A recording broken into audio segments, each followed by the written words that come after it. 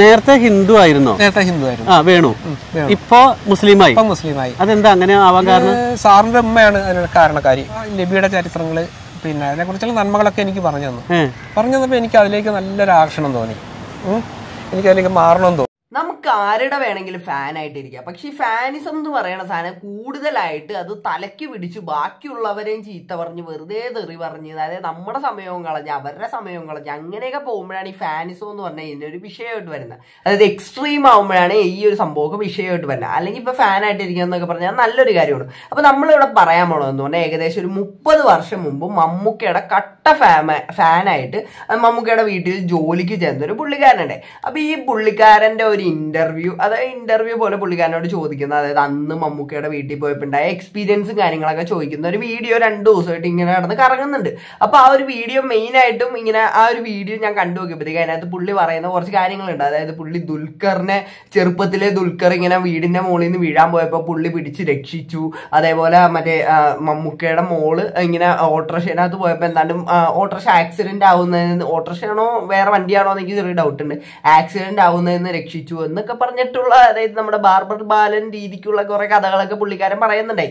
അതൊക്കെ കേട്ട് കഴിഞ്ഞപ്പോഴത്തേക്കും ഞാനിങ്ങനെ വിചാരിച്ചു ഇതൊക്കെ ഉള്ളതാണ്. എനിക്ക് കേട്ടപ്പോഴത്തേക്കും എനിക്ക് ചെറിയൊരു സംശയവും കാര്യങ്ങളൊക്കെ തോന്നിയായിരുന്നു. പുള്ളി ഒന്ന് ചെറുതായിട്ടൊന്ന് തള്ളുകയാണോ എന്നൊക്കെ എനിക്കൊരു ചെറിയ സംശയം തോന്നിയായിരുന്നു. പക്ഷെ നമുക്ക് പറയാൻ പറ്റൂല, കാര്യം പുള്ളിക്കാരന്റെ എക്സ്പീരിയൻസ് എന്ന രീതിക്കാണ് ഇതൊക്കെ പറയുന്നത്. എത്രത്തോളം സത്യാവസ്ഥയുണ്ടെന്ന് ഒന്നും നമുക്ക് ഇതിനകത്ത് പറയാൻ പറ്റൂല. കാര്യം പുള്ളി പറയുന്നത് മാത്രമേ നമുക്ക് അറിയുള്ളൂ. ഓക്കെ, അപ്പൊ അതൊക്കെ അവിടെ നിൽക്കട്ടെ. ഇനി പുള്ളിയുടെ ആ ഒരു വീഡിയോനകത്ത് പറയുന്ന കുറച്ച് ഇമ്പോർട്ടന്റ് ആയിട്ടുള്ള പല കാര്യങ്ങളുണ്ട്. നമുക്ക് അതിനെ പറ്റിയൊക്കെ ഒന്ന് കേട്ടു നോക്കാവേ. നിൽക്കാൻ വേണ്ടി പോയപ്പോ സാറ് ചോദിച്ചു താൻ എവിടുന്ന് വരുവാണ്? അല്ല, അപ്പൊ ആദ്യം തന്നെ കണ്ടക്ടറുടെ കാര്യം പറയാം. അതായത് നമുക്ക് വീട്ടിലുണ്ട്, ചേട്ടൻ ഇങ്ങനെ വീട്ടിലേക്ക് ജോലിക്ക് വേണ്ടി പോണു. എന്നിട്ട് ചോദിക്കണു, ആരോട് ചോദിക്കണു? അന്ന് ആളെവിടെയായിരുന്നു? ആളവിടെ സിറ്റ് ഔട്ടില് ഒരു ഊഞ്ഞാലിൽ ഇങ്ങനെ ആടിക്കൊണ്ടിരിക്കുക. അപ്പോ ആടുന്നോടൊപ്പം ഒരാൾ അടുത്തുണ്ട് വർത്താനം പറഞ്ഞിരിക്കുന്നു. ഞാൻ കുറച്ചു നേരം മതിലിന്റെ അവിടെ കാത്തു നിന്നു. അയാളൊന്ന് പോയിട്ട് വേണം സാറിനെ കാണാനായിട്ട്. അങ്ങനെ വിറയ്ക്കുന്നുണ്ട്. ജീവിതത്തിൽ ആദ്യമായിട്ട് ഇങ്ങനെ ഒരു അഭിമുഖം നടക്കില്ല. എനിക്കൊരു വിറയില് ഇത് യഥാർത്ഥമാണോ സ്വപ്നമാണെന്ന് എനിക്ക് അപ്പൊ തന്നെ തോന്നി കണ്ടപ്പോഴേ. അപ്പൊ ഏതായാലും ആള് പോയി കഴിഞ്ഞ പിന്നെ എന്ത് വേണം, താൻ എവിടുന്ന് വരികയെന്ന് ചോദിച്ചു. അടുത്ത് ചെന്നപ്പോ ഞാൻ സാറിനെ കാണാനായിട്ട് വന്നതാണ്. ഒരുപാട് വർഷമായിട്ട് സാറിനെ കാണാൻ ആഗ്രഹിക്കുവാണ്. സാറിന്റെ എല്ലാ സിനിമകളും കാണലുണ്ട്. അവസാനം മകനെന്റെ മരുന്നുള്ള സിനിമ കണ്ടതിന് ശേഷം എനിക്ക് സാറിനെ കണ്ടേ പറ്റുള്ളൂ എന്ന് തോന്നി. അത്രയ്ക്ക് ആഗ്രഹം തോന്നി. അങ്ങനെ ഏതായാലും തന്റെ സ്ഥലം ഇവിടെ ജോലിക്ക് നിൽക്കാനായിട്ടാ പോണത്, ചോദിക്കാനാ പോയത്. ഫസ്റ്റ് തന്നെ ഒരു കാര്യം പറയാം, ഈ ആങ്കറിന്റെ ഈ ഒരു സംസാരം കേൾക്കുമ്പോഴത്തേക്ക് എനിക്കിത് എവിടേക്കോ ഒരു സുഖിപ്പിക്കലായിട്ടും അങ്ങനത്തെ ഒരു രീതിക്കൊക്കെ എനിക്ക് തോന്നുന്നുണ്ട്. അതായത് ഇപ്പൊ മമ്മൂക്കേനെ ഒരുപാട് അങ്ങനത്തെ ഒരു രീതിക്കൊക്കെ എനിക്ക് ആ ഒരു ആങ്കറിന്റെ ആ ഒരു സംഭവം കണ്ടപ്പോഴത്തേക്കും തോന്നി. അപ്പൊ ഈ പുള്ളിക്കാരൻ ഇവിടെ പറയണതെന്ന് പറഞ്ഞു കഴിഞ്ഞാൽ, അതായത് പുള്ളി ആ ഒരു ജോലിക്ക് വേണ്ടി അങ്ങോട്ട് പോയല്ല. ജോലിക്ക് വേണ്ടി എന്ന് പറഞ്ഞാൽ മെയിൻ ആയിട്ട് ഇങ്ങനെ ഒരു ഫാൻ ആയതുകൊണ്ടാണ്, അത്രയും ആരാധന തലക്കി പിടിച്ചുകൊണ്ടാണ് പുള്ളിക്കാരൻ പോകുന്നത്. അപ്പൊ ജോലിക്ക് വേണ്ടിയിട്ട് അങ്ങനെ പോയി കഴിഞ്ഞപ്പോൾ അപ്പൊ ഉണ്ടായ എക്സ്പീരിയൻസ് ആണ് പുള്ളി പറയുന്നത്. മമ്മൂക്കയുടെ വീട്ടിൽ ചെന്നപ്പോൾ മമ്മൂക്ക ഇങ്ങനെ ചോദിച്ചു താൻ ആരാണെന്നൊക്കെ ഉള്ള രീതിക്ക് ചോദിച്ചു എന്നുള്ള രീതിക്കാണ് പുള്ളിക്കാരൻ ഇവിടെ പറയുന്നത്. അപ്പൊ അതെന്തായാലും നമുക്ക് ഇനി ബാക്കിയുണ്ടോ? ഓക്കെ, ഇനി തുടർന്ന് അങ്ങോട്ട് പോകുമ്പോഴാണ് കുറച്ച് മെയിൻ ആയിട്ട് കുറച്ച് സംഭവങ്ങളൊക്കെ വരുന്നത്. അപ്പൊ നമുക്ക് ബാക്കിയാണ്. അതായത് നിങ്ങൾ എന്നോടൊരു കാര്യം പറഞ്ഞു, ഇതിന്റെ അവസാനത്തിൽ പറയാം, നിങ്ങൾ ഈ ചായയായിട്ട് ബന്ധപ്പെട്ടിട്ട് ഒരു മനുഷ്യനോട് ആരാധന മറ്റേ കെട്ടിപ്പിടിക്കും, ഉമ്മറ്റും ഒക്കെ ചെയ്യും. പക്ഷെ നിങ്ങൾ ചെയ്തൊരു കാര്യം എന്ന് പറഞ്ഞു കഴിഞ്ഞു കഴിഞ്ഞാൽ, ഞാനാണ് ചായ ഇട്ട് കൊടുക്കുന്നത് സാറിന്. എനിക്ക് അന്ന് പാചകമൊക്കെ നന്നായിട്ട് അറിയും. അപ്പോൾ സാറിനോട് വേണു ചായ ഇടയ്ക്കിടയ്ക്ക് പറയും ഞാനവിടെ ഉള്ളപ്പോൾ. അപ്പം ഞാൻ ചായ ഇട്ട് കൊടുക്കും രാവിലെ. എന്നും രാവിലെയാണ് അധികം അങ്ങനെ കൊടുക്കല്. കഴിഞ്ഞാൽ സാറ് കുടിച്ചിട്ടൊരു കാൽഭാഗം അവിടെ വെച്ചിട്ട് പോകും. അത് കുറച്ച് കുടിക്കും, വെച്ചിട്ട് പോകും. ഞാൻ സാറിനോടുള്ള ഇഷ്ടം കൊണ്ട് മിക്കവാറും ദിവസങ്ങളിൽ ആ ചായ കുടിക്കും. ബാക്കി ചായ കുടിച്ചു. ആള് കുടിച്ച ചായയുടെ ബാക്കി കുടിച്ചിട്ടുണ്ട്. അപ്പോഴങ്ങനെ ഒരു സംതൃപ്തി സാറിനെ അങ്ങനെയെങ്കിലും ഒന്ന്.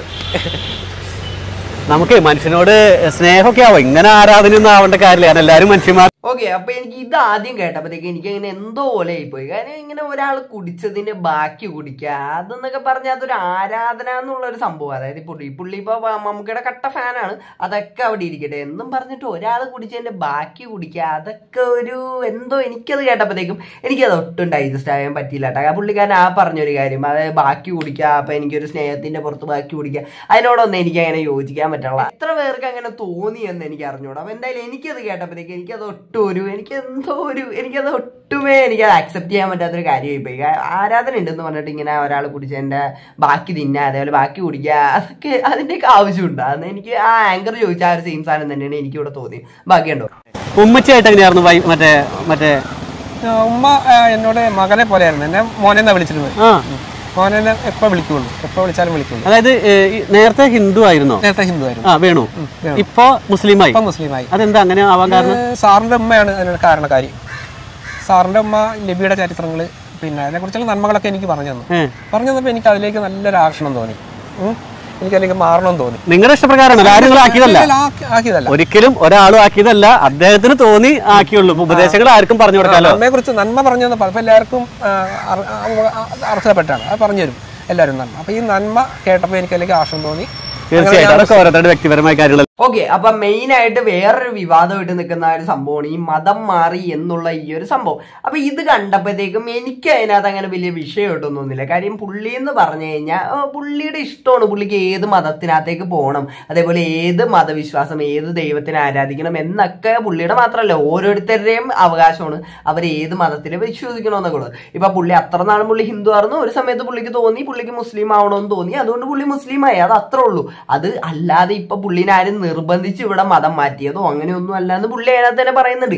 പിന്നെ ഇതിന്റെ പേരിൽ വെറുതെ ഭയങ്കര കൊട്ടി ഘോഷിച്ച് പുള്ളിനെ മതം മാറ്റിച്ച് അങ്ങനെയൊക്കെ പറയേണ്ട ആവശ്യം എന്താണ് ഇതിനകത്തൊന്നും എനിക്ക് മനസ്സിലാവുള്ളാട്ടാ. ഇപ്പൊ ഏത് മതത്തിനകത്തേക്ക് വേണമെങ്കിലും ഇപ്പൊ നമ്മുടെ ഇഷ്ടമാണ് നമുക്ക് ഏത് മതത്തിനകത്തേക്ക് മാറണം എന്നുള്ളത്. അപ്പൊ നമ്മുടെ ഇഷ്ടത്തിന് നമുക്ക് ഏത് മതത്തിനകത്ത് വേണമെങ്കിൽ മാറാം.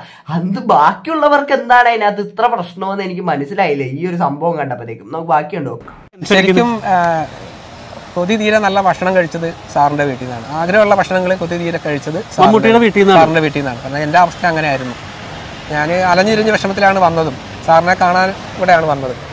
അത് ദൈവം സാധിച്ചു. അതായത് ആ സമയത്ത് ഇന്നിപ്പോ അദ്ദേഹത്തിന് പറ്റുമെന്ന് അറിയില്ല, ഒരു ജോലി ചോദിച്ചു തന്നപ്പോ അദ്ദേഹം ജോലി കൊടുത്തു, ഇത്രയും കാര്യങ്ങളൊക്കെ ചെയ്തു. അപ്പൊ നമുക്കൂടെ ഒരു കാര്യം എനിക്ക് പറയാനുള്ളൂ, വേറെ ഒന്നുമില്ല, ജസ്റ്റ് ഇദ്ദേഹത്തിന്റെ കോൺടാക്ട് നമ്പർ എന്നെ ബന്ധപ്പെട്ട, കാരണം ഞാൻ കമന്റിൽ വെക്കില്ല, എന്നെ ആരെങ്കിലും ബന്ധപ്പെട്ട് കഴിഞ്ഞ് കഴിഞ്ഞാൽ ഞാനത് തരാം. അദ്ദേഹം വന്ന് ഒന്ന് ഓക്കെ, അപ്പൊ പുള്ളി ഈ പറയുന്ന ഒരു കാര്യം കേട്ടപ്പോഴത്തേക്ക് എനിക്ക് എന്തോ ഒരു ഫീലിംഗ് ഒക്കെ തോന്നിയിട്ട്. കാര്യം പുള്ളി അത്ര നാളും പുള്ളി കൊതിച്ചിരുന്ന പല കാര്യങ്ങളും പുള്ളി കഴിക്കുന്നത് ഈ മമ്മൂക്കയുടെ വീട്ടിൽ ചെന്നപ്പോഴാണെന്നാണ് പുള്ളി പറയുന്നത്. അപ്പൊ അതെന്ന് പറഞ്ഞാൽ അത് ഓരോരുത്തരുടെ അവസ്ഥയാണ്, ഓരോരുത്തരും പല രീതിക്കുള്ള സാഹചര്യത്തിൽ കൂടെ ആയിരിക്കും കടന്നു പോകുന്നത്. എല്ലാവർക്കും അവർക്ക് ഇഷ്ടമുള്ളതൊന്നും എല്ലാ സമയത്തും മേടിച്ച് കഴിക്കാൻ പറ്റിയൊന്നും വരില്ല. കാര്യം അതിനുള്ള സാമ്പത്തിക ശേഷി ഒന്നും അവർക്ക് ചിലപ്പോൾ ഉണ്ടായെന്ന് വരില്ല. പക്ഷേ ഇപ്പൊ മമ്മൂക്കയുടെ വീട്ടിൽ ചെന്നപ്പോഴാണ് പുള്ളിക്ക് അങ്ങനെ വയറ് നിറച്ച് പുള്ളിക്ക് എന്താണ് ഇഷ്ടമുള്ളത് അത് കഴിക്കാനായിട്ടൊക്കെ ഉള്ള ഒരു അവസ്ഥ വന്നത് അപ്പോഴാണെന്നാണ് പുള്ളി പറയുന്നത്. അതെന്തായാലും ഒരു നല്ലൊരു കാര്യം തന്നെ കേട്ടോ. കാര്യം അത് എനിക്ക് കേട്ടപ്പോഴത്തേക്ക് നല്ലൊരു രസമായിട്ട് തോന്നി ആ ഒരു സംഭവം കേട്ടപ്പോഴത്തേക്കും. അപ്പൊ പുള്ളി ഇവിടെ പറയുന്നുണ്ട്, അതായത് ആങ്കർ ഇവിടെ പറയുന്നുണ്ട് ഇനി ഭാവിയിൽ മമ്മൂക്ക ഈ പുള്ളിക്കാനെ ഒന്ന് വന്ന് കാണാൻ സാധിക്കുമെങ്കിൽ എന്നൊക്കെ ഉള്ള രീതിക്കൊക്കെ പറയുന്നുണ്ട്. അപ്പൊ അതെന്തായാലും പറ്റട്ടെ എന്ന് തന്നെ നമുക്ക് വിചാരിക്കാം. കാര്യം മറ്റേ ബാർബർ ബാലന്റെ സെറ്റപ്പിനകത്തൊക്കെ ഒരു സംഭവമൊക്കെ ആയിട്ട് ഇത് വരികയാണെങ്കിൽ നമുക്കതും കണ്ടറിയാം. എന്തായാലും എല്ലാ സംഭവവും നമുക്ക് ഭാവിയിൽ കണ്ടറിയാം. ഇനി എന്തെങ്കിലും ഇതുമായിട്ടുള്ള അപ്ഡേഷൻ കാര്യങ്ങളൊക്കെ മമ്മൂക്കയുടെ ഭാഗത്തുനിന്ന് വരുമോ എന്നൊന്നും എനിക്ക് അറിഞ്ഞൂടാ. എല്ലാം നമുക്ക് ഇതിനകത്ത് കണ്ടറിയാം. അപ്പൊ എനിക്ക് അത്ര തന്നെ ഈ വീഡിയോനകത്ത് പറയാനുള്ളൂ. അപ്പൊ എന്താണ് ഈ പുള്ളി പറഞ്ഞതിനെ പറ്റി നിങ്ങൾക്ക് പറയാനുള്ളതെന്ന് നിങ്ങൾ ഈ വീഡിയോയുടെ താഴെ കമന്റ് ആയിട്ട് ഈ പുള്ളി പറഞ്ഞത് വല്ല തള്ളായിട്ടൊക്കെ തോന്നിയിട്ടുണ്ട്. എനിക്ക് ചില കാര്യങ്ങളൊക്കെ എനിക്ക് തള്ളായിട്ട് തോന്നിയെങ്കിലും ചിലപ്പോൾ റിയാലിറ്റി ആയിരിക്കാം അതൊക്കെ. അതെന്തായാലും അവിടെ നിൽക്കട്ടെ. അപ്പൊ എനിക്ക് അത്ര തന്നെ ഈ വീഡിയോനകത്ത് പറയാനുള്ളൂ. അപ്പൊ ഈ വീഡിയോ ഇഷ്ടപ്പെടും മാത്രമല്ല സബ്സ്ക്രൈബ് ചെയ്യാം. എല്ലാവർക്കും അടുത്തൊരു വീഡിയോ കാണുന്നതായിരിക്കും. Tata, bye, see U.